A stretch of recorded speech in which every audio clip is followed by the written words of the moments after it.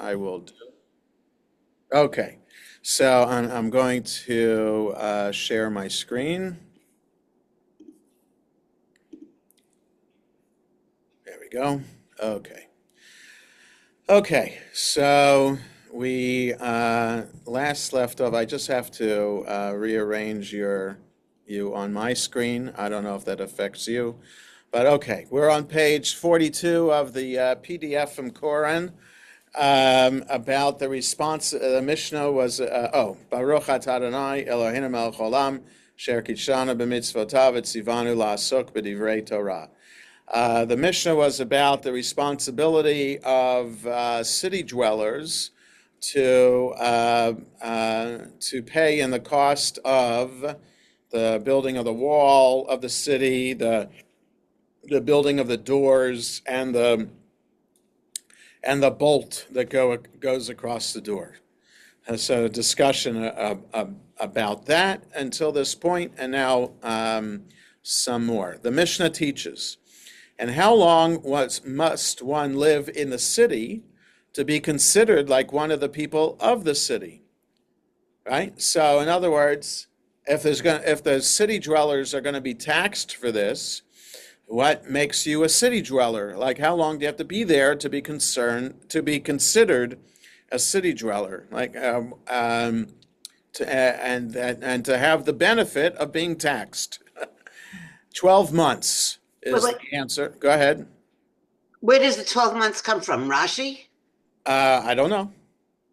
Usually the regular print that Steinsaltz writes is based on Rashi, but I don't have Rashi here, so I don't know. How long must one live in a city to be considered like one of the people of the city? 12 months. And we raise a contradiction from what is taught in a Baraita. In the case of a donkey caravan or a camel caravan that was journeying from place to place, and it lodged inside an idolatrous city, and its members were led astray, I think the members of the caravan, along with other residents of the city, and they too engaged in idol worship, they, the members of the caravan, are liable to death by stoning. Just a second. The members of the caravan, are liable to death by stoning like ordinary individual idolaters, and their property escapes destruction. That is, they are not treated like the residents of an idolatrous city who are liable to death by the sword and whose property is destroyed. Okay, so there's a concept of what's known as Ir Hanidachat, a city that goes astray. That is a Jewish city that becomes an idolatrous city. And according to the Torah, the book of, I don't remember if it's in Numbers or Deuteronomy, I think it's in Numbers, that such a city is liable to destruction. That is, the entire city would be destroyed and its property destroyed, and that punishment would be meted out by a Jewish court. So this, in a section in the book of Numbers about laws of Israel when they get to the land of Israel, one such law is this Ir Hanidachat. So now this law was never enacted. What you could argue that the exile to Assyria and the exile to Babylonia are kind of an extensive fulfillment of that punishment, because the northern kingdom was exiled to Assyria and the southern kingdom exiled to Babylonia because of their idolatrous ways. That according to when you read the prophets in the Bible, the religious explanation for those events is that the people of Israel strayed from God, and as punishment, God used Assyria and Babylonia as God's tool to conquer and to send the people into exile. So it's not destruction, but it is almost to that point. But an individual town or city was never subject to this law. But so now but they're using the law of the idolatrous city to try to teach us about the general rule. How long do you have to be part of a city to be subject to whatever happens to the city?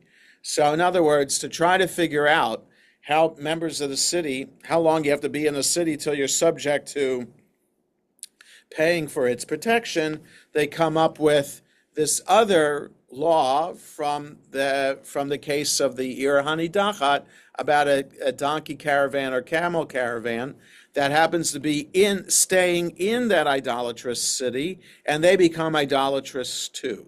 So they, even though they're not permanent residents, they're just there temporarily, they are subject to the punishment, but their property isn't. So there's a distinction for those temporary people, the donkey caravan and camel caravan people. Okay? So there's a note and a halacha here. Let's just read the note on this. Donkey caravan or camel caravan. The halacha of an idolatrous city is described in Deuteronomy 13. Sorry, I said Numbers or 13 and I didn't check. If all the inhabitants of a city worship idolatry, they are put to death by the sword and their property is destroyed. The Gemara here considers people not included among the city's inhabitants, but who participated in the idol worship.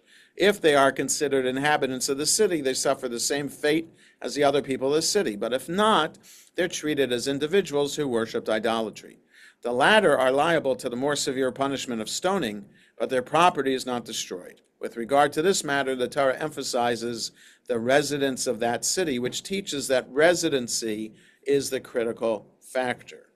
So in other words, residency there for the idolatry part is just temporary is good enough in order to be included in the punishment.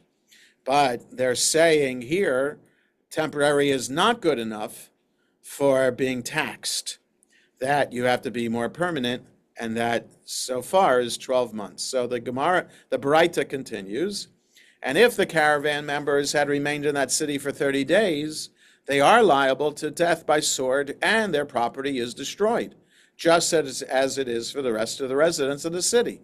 This seems to indicate that once an individual has lived in a city for 30 days, he's already considered one of its residents. Okay, so the Braita concludes, here you're subject to the same laws as the rest of the people of the city if you're there for 30 days in a row.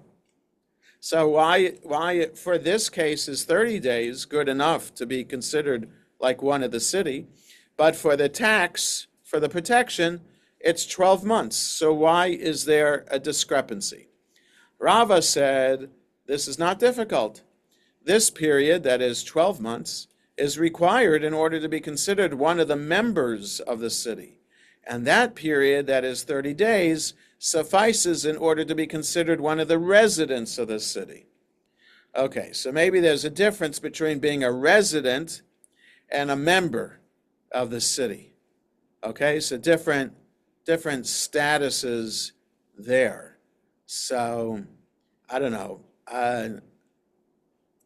So as it's taught in a Baraita, one who is prohibited by a vow from deriving benefit from the people of a particular city is prohibited from deriving benefit from anyone who has stayed there for 12 months. But it is permitted for him to derive benefit from anyone who has stayed there for less time than that.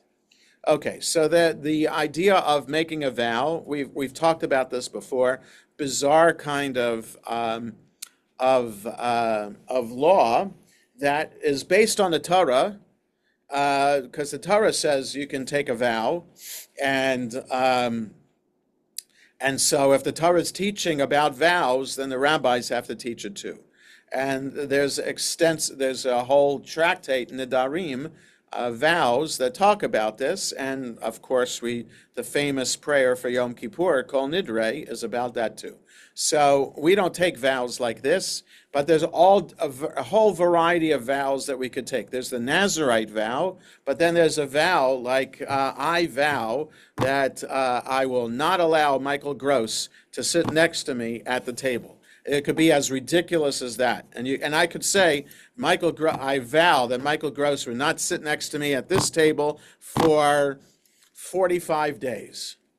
So bizarre. I could do that. And I could, if I wanted to annul that vow, well, it depends on whether it was a real vow and the formula I used, whether there were witnesses to this vow, and then the rabbis could figure out whether it's worthy of being annulled or not. And so, if you make a vow that you don't want to derive benefit from the people of, I don't know, you could make a vow, I vow I do not want to benefit at all from the people of Rockville. So if you make that such a vow and you say that, so then who is counted as the people of Rockville? And so according to that tractate, it says anyone who has stayed there for 12 months, but you would be permitted to derive benefit from anyone who has stayed there for less time than that. So you got 12 months then for this vow, and so 12 months seems then like a reasonable idea. It's not unique to the protection. Here you have 12 months also for this vow. By contrast, it goes on, if he prohibited himself by way of a vow from deriving benefit from the residents of a particular city, he is prohibited from deriving benefit from anyone who has stayed there for 30 days. But it is permitted for him to derive benefit from anyone who has stayed there for less time than that. All right, so there is a distinction between a resident and a member of a particular city. Okay? The Gemara asks, and do we require that one live in a city for 12 months for all matters? But isn't it taught in a Baraita, if one lives in a city for 30 days, he must contribute to the charity platter from which food is distributed to the poor. If he lives there for 3 months, he must contribute to the charity box. If he lives there for 6 months, he must contribute to the clothing fund. If he lives there for 9 months, he must contribute to the burial fund. If he lives there for 12 months, he must contribute to the columns of the city. That is, for the construction of a security fence. Okay, so the length of time that you're in a city determines what things that you now are responsible to contribute to. So all these tzedakah funds are based on, like the charity platter, everybody has to do that if you're there for 30 days, at least 30 days. And then there's the charity box, and then there's the clothing fund, and then there's the Chever Kadisha, the burial fund, because then, you could die yourself, and you'd have to, you would then be subject to the kindness of the community to bury you. So, and then if you're there for 12 months, then the columns of the city, which is the construction of a security fence. Rabbi Asi said that Rabbi Yochanan said, when we learned 12 months in the Mishnah, we learned that with regard to contributing to the columns of the city, money used for protecting and strengthening the city, but not for other matters. Okay, so 12 months for the protection of the city, less time than that for other kinds of funds. Okay, we go on. And Rabbi Asi says that Rabbi Yochanan says, all are required to contribute to the columns of the city, and money is collected for that purpose, even from orphans. Right? We had talked about this last time. Orphans, are subject to the kindness and charity of others.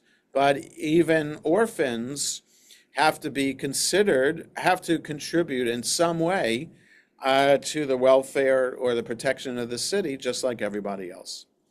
But the sages are not required to contribute, since the sages do not need protection.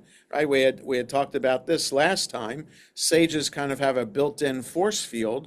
The fact that they're studying Torah is a protection. And so, therefore, they don't need to pay for the protection because they get protection from God because they're studying Torah. Rav Papa said, money is collected even from orphans for the city wall, for the city horsemen, and for the guard of the city armory, but sages do not require protection.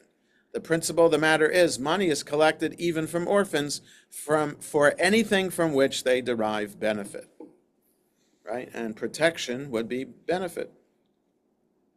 It's reported that Rabbah imposed a contribution to a certain charity on the orphans of the house of Bar Maryon. Abaye said to him, but didn't Rav Shmuel Bar Yehuda teach one does not impose a charity obligation on orphans, even for the sake of redeeming captives, since they are minors and are not obligated in the mitzvot? Rabbah said to him, I did this to elevate them in standing, that is, so that people should honor them as generous benefactors, not in order that the poor should benefit. Okay, so there's this debate as to how to orphans require protection, and but at the same time,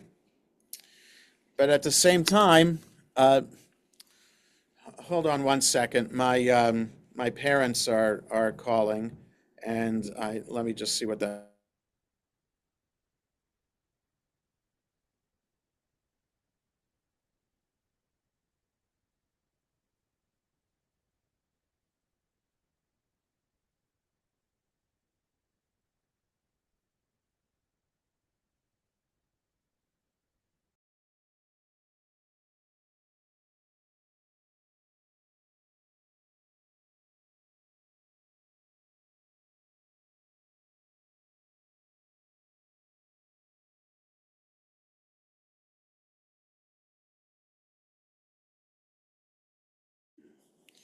Okay, sorry about that. So the question is a matter of pride. So, and that even though people are subject to charity, one might have the attitude then of not treating people who are receiving charity with respect. And here's an example of Rabbah wanting to treat them with respect by saying, yes, you receive charity, but you are still an equal member in the community, and that means you have to contribute to the community too. So that makes the orphans feel better, that they are just like everybody else, and that they are not, they shouldn't feel bad about their condition of being an orphan, or they shouldn't feel like they're entitled to charity. They should feel like they're regular members of society. So, incidental to this story, the Gemara relates that Ifara Hormuz, the mother of King Shapur, king of Persia, sent a purse full of dinars to Rav Yosef. Now, there are lots of stories about King Shapur, and I think there are children's stories that have been published about King Shapur also, and the rabbi's relationship with King Shapur. So he is a figure that appears in the Talmud. So the mother of King Shapur sent a purse full of dinars to Rav Yosef. She said to him, let the money be used for a great mitzvah. Rav Yosef sat and considered the question. What did Ifra Hormuz, I just want to see how to pronounce her name. Ifra Hormuz, yeah, okay. What did Ifra Hormuz mean when she attached a condition to the gift, saying that it should be used for a great mitzvah? Abaye said to him, from what Rav Shmuel Bar Yehuda taught, that one does not impose a charity obligation on orphans, even for the sake of redeeming captives. Learn from this that redeeming captives is a great mitzvah. Rava said to Rabba Marmari, concerning this matter that the sages stated, that redeeming captives is a great mitzvah, from where is it derived? Rabba Barmari said to him, as it is written, and it shall come to pass when they say to you, to where shall we depart? then you shall tell them, so says the Lord, such as are for death to death, and such as are for the sword to the sword, and such as are for famine to famine, and such as are for captivity to captivity. And Rabbi Yochanan says, whichever punishment is written later in this verse is more severe than the one before it. And so, in other words, what Rabbi Yochanan is suggesting, death is better, is less worse than is sword, and sword is less worse than famine, and famine is less worse than captivity. Captivity would be the worst punishment of all. Rabbi Yochanan explains, the sword is worse than death. If you wish, say that this is learned from a verse. If you wish, say instead that it's derived by way of logical reasoning. If you wish, say that this is derived by way of logical reasoning. This punishment, that is death by sword, mutilates the body. But that punishment, that is natural death, does not mutilate it. And if you wish, say that the fact that the sword is worse than death is learned from a verse. Precious in the sight of the Lord is the death of his pious ones. So that's a proof text. Logic and this verse proves that sword is worse than death. Famine is worse than a sword. If you wish, say that this is derived by way of logical reasoning. This one who dies of famine suffers greatly before departing from this world. But that one who dies by the sword does not suffer. I would suggest it depends on how the sword is, like, let's say you chop off a foot, then you chop off a hand, then you chop off an arm, then you chop off another arm. You're still alive and you're suffering. It's not until you are, the sword pushes through your heart or the sword decapitates you that you die immediately. Right? So I'm sorry for being gross like that, but the logical reasoning I'm suggesting doesn't apply. This one who dies of famine suffers greatly before departing this world, but that one who dies by sword does not suffer. If you wish, say instead that the fact that famine is worse than the sword is learned from a verse. More fortunate were the victims of sword than the victims of famine. Okay, so that's a verse from Lamentations, which the poetic description of the horrors of the siege of Jerusalem by the Babylonians. So the verse says famine is worse than a sword, and captivity is worse than all of them, as it includes all of them. That is famine, sword, and death. So when you're being held captive, you could be threatened by the sword. You might have been attacked by a sword. You're threatened with death, and certainly you could potentially suffer from famine. Question. Yes, Steve. Is there some precedent for why the order in a sentence where the last thing said in the sentence has more emphasis or whatever than the earlier Yes. thing? Yeah, the rabbis, this is not unique to this midrash here. The rabbis do that often to try to learn lessons by things that are listed in a verse. I can't think of an example offhand, but I just know that there are other times that the rabbis do this. So here, there is a semi-halacha here just to teach how great the mitzvah of redeeming captives is because of the suffering that the captive endures and to try to save that person from captivity. Okay, so in connection with the previous discussion concerning charity distribution, the Gemara cites a Baraita in which the sages taught money for the charity fund. Just a second. Okay. Money for the charity fund is collected by 2 people and distributed by 3 people. It's collected by 2 people because it's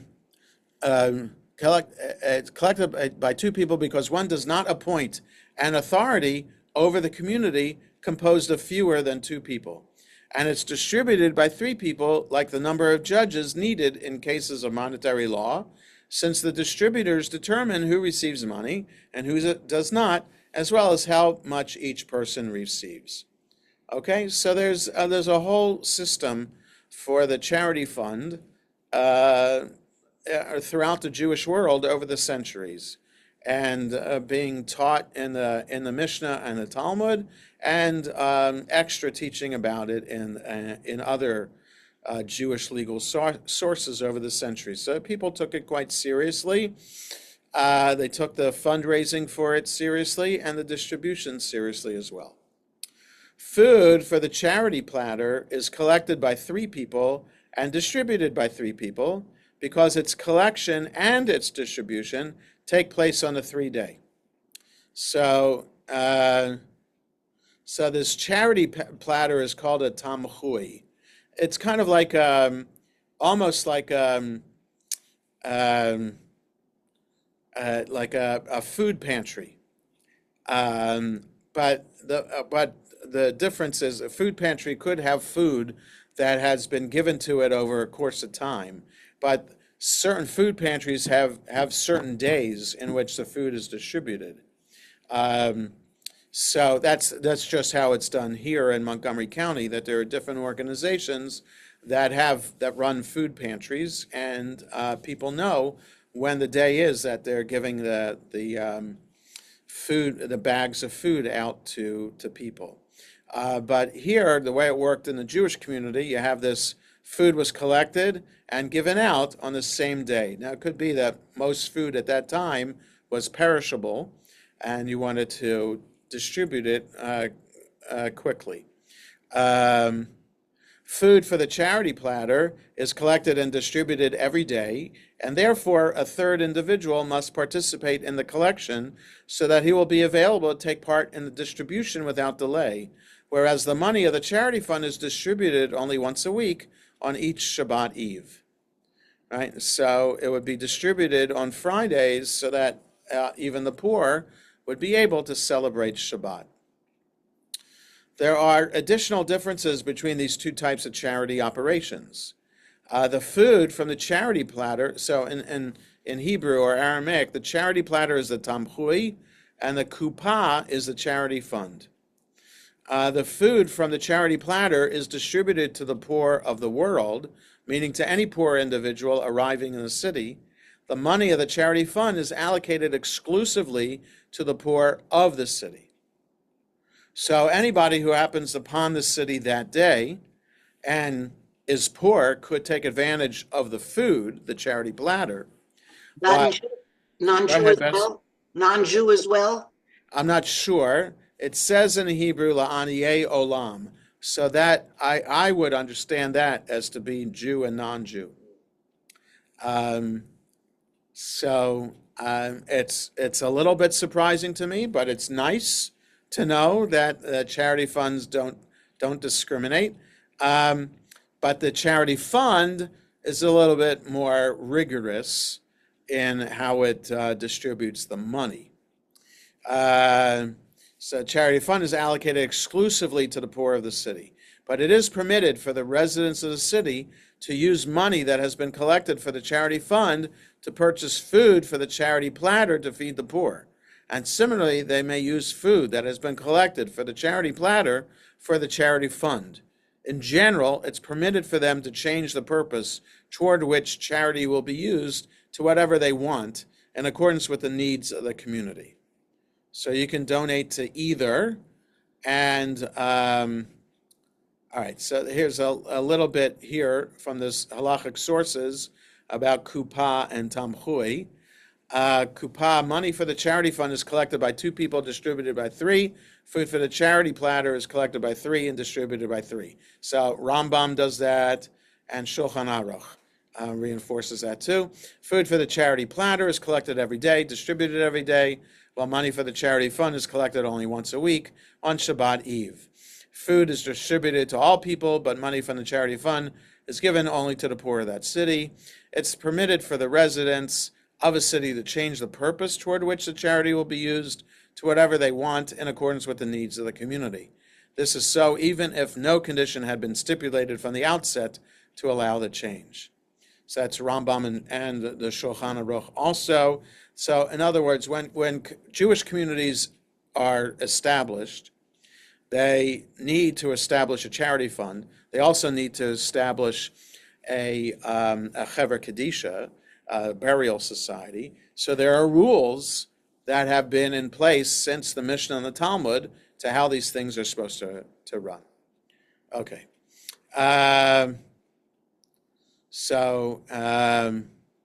Okay. Yes. Similarly, it is permitted for the residents of the city to set the measures used in that city, the prices set for products sold there, and the wages paid to its workers, and to fine people for violating their specifications in order to enforce observance of these halachot. This marks the end of the Baraita, the details of which the Gemara proceeds to analyze. Okay, so residents of the city can set the measures, the prices, and the wages. Okay, the masters, yeah, go ahead. Yeah. The master said in the Baraita, one does not appoint an authority over the community composed of fewer than two people. So any kind of authority over the community has to be composed of at least two people. The Gemara asks, from where are these matters derived? Rav Nachman says that this is derived from a verse referring to those engaged in building the tabernacle and weaving the priestly vestments, who receive the community's donations. The verse states, and they shall take the gold, and the sky blue wool, and the purple wool. The plural they indicates that the collection must be performed by two people. Okay, so that way you prevent any kind of theft or embezzlement, among other things. The Gemara comments, the Baraita indicates that authority may not be exercised by less than two people, but even a single individual is trusted to be a treasurer. That is, money for the charity fund is collected by two people, not because a single individual is not trusted not to misappropriate the money, but rather because a single individual should not be given authority over the community. This supports the opinion of Rabbi Hanina, as Rabbi Hanina says there was an incident where Rabbi Yehuda Nasi appointed two brothers to administer the charity fund. Even though the brothers were relatives who are not trusted to testify against each other, Rabbi Yehuda Nasi was not concerned, and he appointed them. The Gemara asks, what authority is associated with collecting charity? The Gemara answers, as Rav Nachman says, that Rabba Bar Avu says, because they can seize collateral for the charity. That is, they can collect charity by force. And even on Shabbat Eve, when people are busy and might claim that they have no time or money. So this is interesting too, that not just does a community have, not only should a community set up a charity fund, not only should a charity fund be administered by at least two people and the money distributed by at least three people, but the charity fund has the authority to strong arm people to ensure that people are making donations. That, in other words, when we're living in a city, back to the subject of our Mishnah, not only are we responsible for its protection, we're responsible to contribute to the charity fund too, and the authorities have the right to strong arm people to give. So the Gemara objects, is that so? But isn't it written, I will punish all that oppress them? And Rabbi Yitzchak Bar Shmuel Bar Marta says in the name of Rav, and punishment will be meted out even to charity collectors. If charity collectors are permitted to force people to contribute charity, why are they counted among Israel's oppressors? The Gemara answers, this is not difficult. This, Rabbi Nachman's statement, applies when the contributor is rich, in which case the collectors may seize money from him even by force. That, Rabbi Yitzchak's statement, applies when he is not rich, in which case the collectors who take the money from him by force are termed oppressors of Israel. Okay, so that gets into the bigger discussion, what makes one rich so that the charity fund has the right to strong arm that person to give, and what makes somebody poor so that you aren't strong-armed into giving. This right to force contributions from the rich is like what occurred in the incident in which Rava compelled Rav Natan bar Ami and took 400 dinars from him for charity. So there's a background.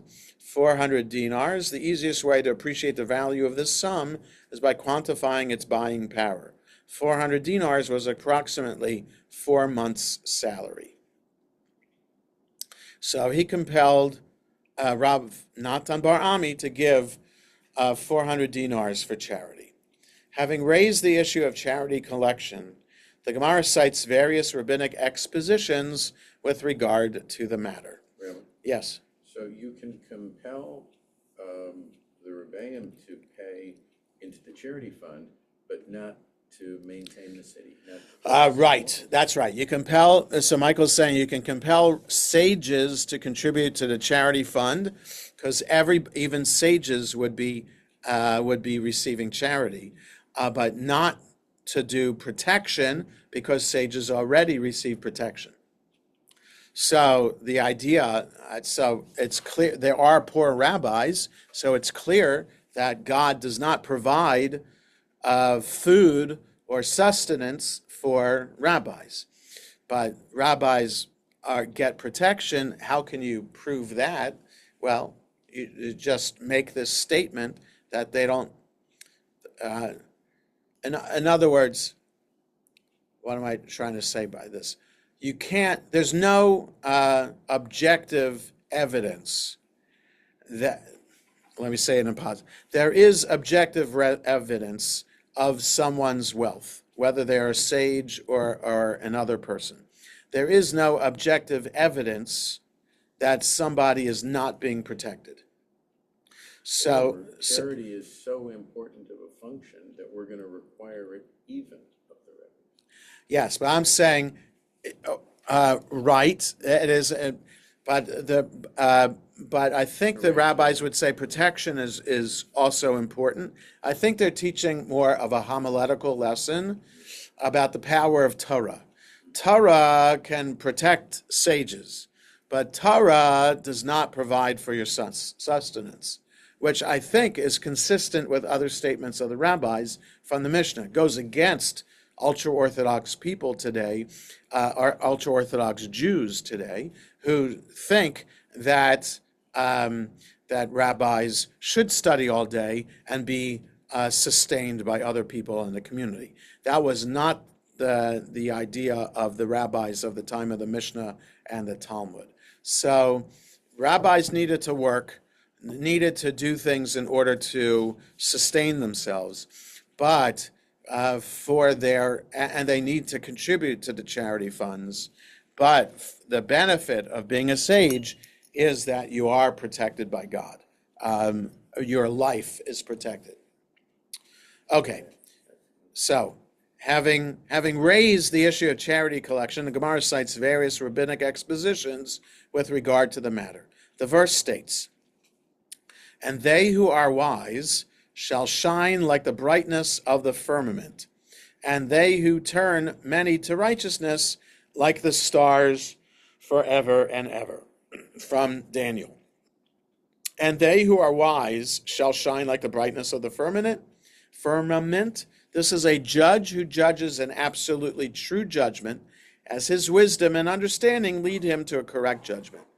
And they who turn many to righteousness like the stars forever and ever, these are the charity collectors who facilitate the giving of charity." Okay, that's a nice midrash, and that's the teaching of this verse in Daniel about judges and charity collectors. It was taught in a Braita, "And they who are wise shall shine like the brightness of the firmament." This is a judge who judges an absolutely true judgment, and also charity collectors. "And they who turn many to righteousness like the stars forever and ever, these are school teachers." Okay, so a slightly different midrash on the same verse. So you had one source that says it's judges and charity collectors, another source that says judges and charity collectors are the wise, brightness of the firmament, and school teachers are like stars forever and ever. The Gemara asks, like whom? Certainly not every school teacher is worthy of such accolades. Rav said, for example, Rav Shmuel bar Shelat, as it is told that Rav once found Rav Shmuel bar Shelat standing in a garden. Rav said to him, have you abandoned your trust and neglected your students? Rav Shmuel bar Shelat said to him, it has been 13 years now that I have not seen my garden, and even now my thoughts are on the children. So such a dedicated student, a teacher, he hasn't been in his garden, and Rav just happened upon him. And so he thought less of Rav Shelat. What are you doing ignoring your students? And Shmuel bar Shelat says to him, this is my first opportunity in 13 years to have a break, and I'm still thinking about my students. Okay? Jonah, Yes? can I go back to the concept of sages don't need Protection? protection because they study Torah? I'm not arguing that, and let's assume it's true. What about their elderly parents, their wives, their children? Are they covered by their Torah study? Right, like members of the armed forces entitled to insurance, right? The extra members of their family are entitled to insurance too. It's a good question, but I think the answer is no. The sage's protection is just for him, not for his family members, unless the family members are sages too. Um, The women in the family traditionally didn't study. But Michael says that women in the family traditionally didn't study, but we have cases of Rabbi Shimon ben Gamliel's wife, Rabbi Meir's wife. So there's Ima Shalom, that's Rabbi Shimon ben Gamliel's wife, and we have Bruria, Meir's wife. So are those exceptions to the rule? Or were other rabbinic sages' wives knowledgeable of Torah too? So, don't know. In light of the praises heaped upon judges, tax collectors, and school teachers, the Gemara asks him what was said about the sages. Ravina said that about them it is stated, but let them that love him be as the sun when it comes out in its might.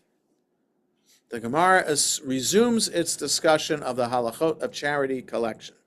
The sages taught in a baraita, charity collectors may not separate from each other, each one collecting in a different place, but in a place where the two can see each other, one collector may separate from the other. For example, this one going to the gate of a house and that one going to a store. If a charity collector found coins in the market, he may not put them into his own pocket, but rather he must put them into the charity purse. And then later, when he comes home, he may take them from there. So that's interesting. Let's just stop there for a second. Money found on the road.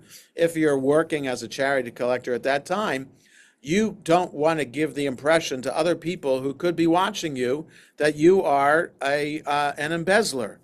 That the fact that you're picking up money and putting it in your pocket might give the impression to people that you are the type of person who takes money from the charity fund and put it in your pocket.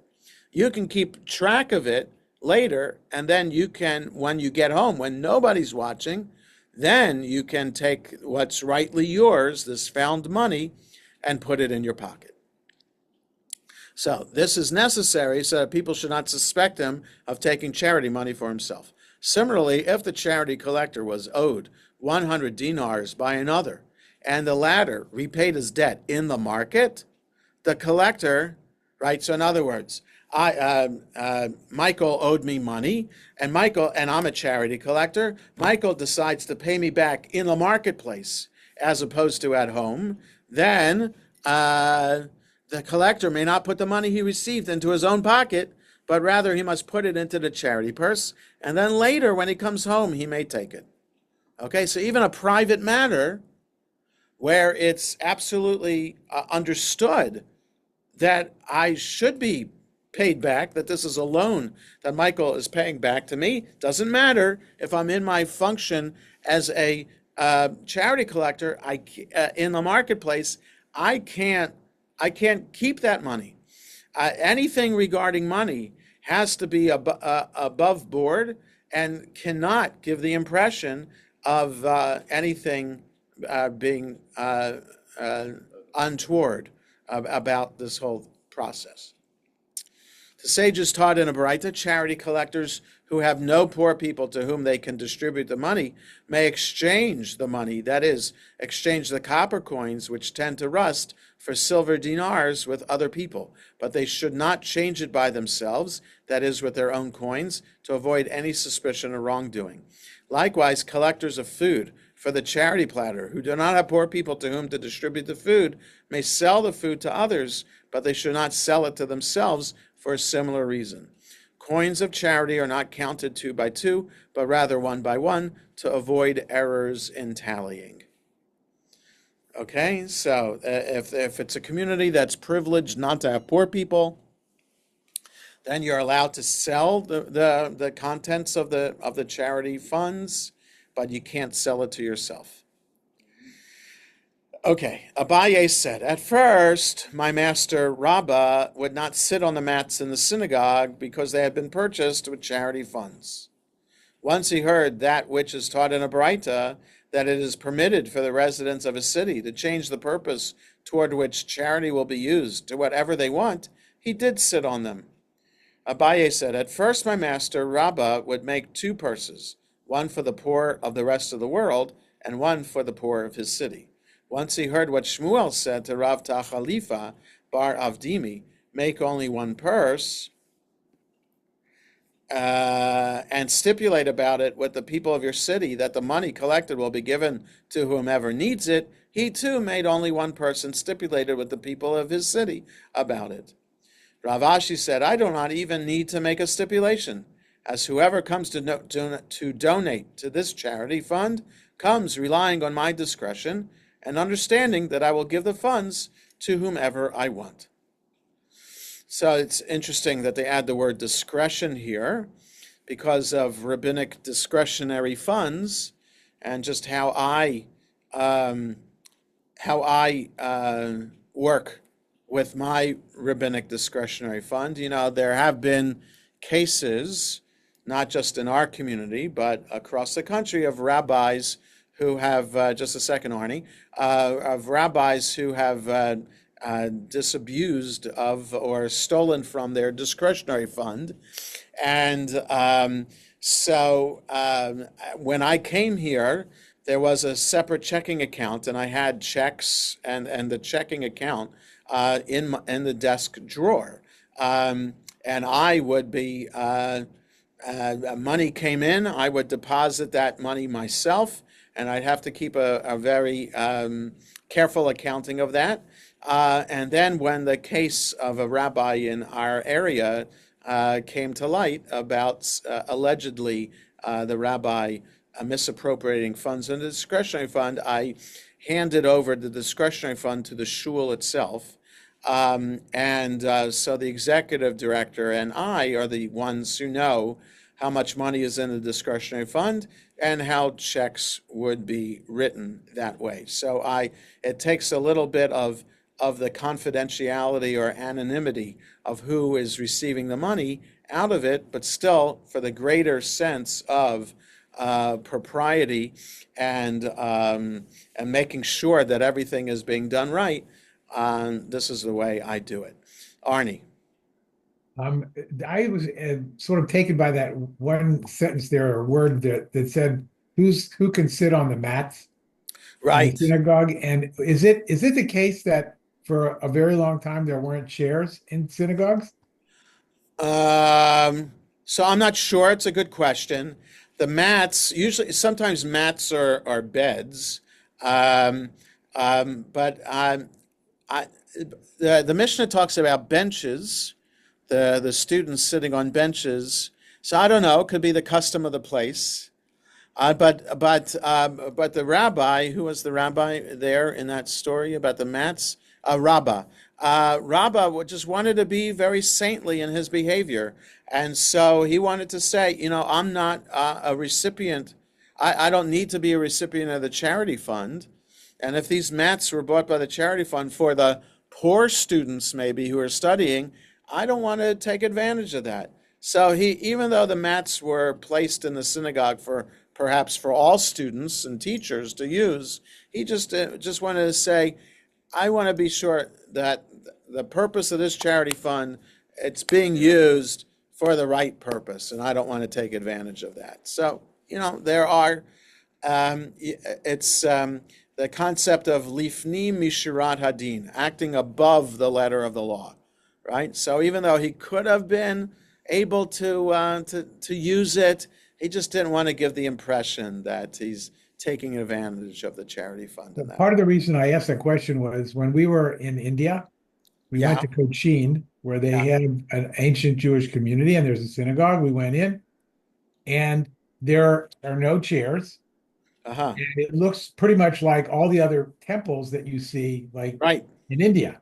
Uh-huh. So, I was just curious if it's all about the custom of the place and how how the general society prays. Then that's how the Jewish community prays. It could be in Arab countries too. Muslims have prayer rugs. Right. They don't have chairs, and would synagogues in Arab countries have that too? I don't think so, but I don't know. There are other customs.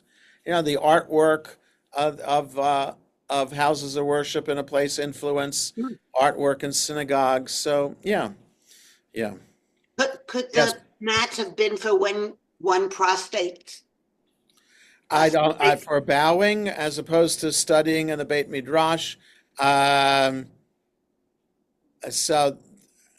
so there are mats in the synagogue. There's an N there, so there's a note on that. Let's just see where it is then. Notes. Mats in the synagogue. Here we go. Some early commentaries maintain that the mats were bought with money collected for the charity fund, or specifically for the poor people to sleep on. Once Rabbah heard that it was permitted for him to exchange charity funds for communal needs, he was prepared to sit on them. Others write that these mats were provided for prayer based on the Braita that permits exchanges. Rabbah expounds that since the mats were given for communal needs, one is not obligated to be particular about which requirements are satisfied. Consequently, even though they were designated for prayer, one can still sit or learn on them. Okay, so it's unclear what the mats were purchased for.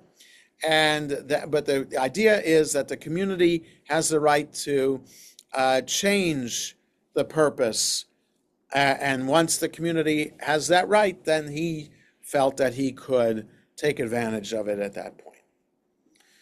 Okay, a little bit more. Let's do these two paragraphs. The Gemara relates, there were these two butchers who made an agreement with each other that whichever one of them worked on the day assigned to the other according to their mutually agreed upon schedule would tear up the hide of the animal that he slaughtered that day.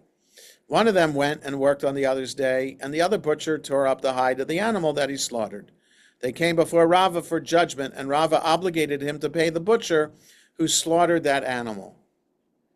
Rav Yemar bar Shalema raised an objection to Rava.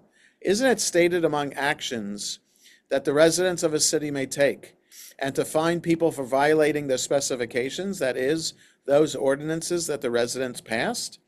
Rava did not respond to him. Rav Papa said he did well that he did not respond to him, as this matter applies only where there is no important person in the city, in which case it is permitted for the residents of the city to draw up ordinances on their own. But where there is an important person, it's not in the residents' power to make stipulations, that is, regulations. Rather, they are required to obtain the approval of the city's leading authority to give force to the regulations.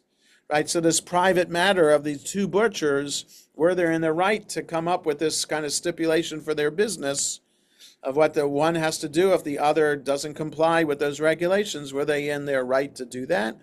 Or was this a regulation that came up from above when there's an important person in the town, a sage or a judge, who regulates such decisions?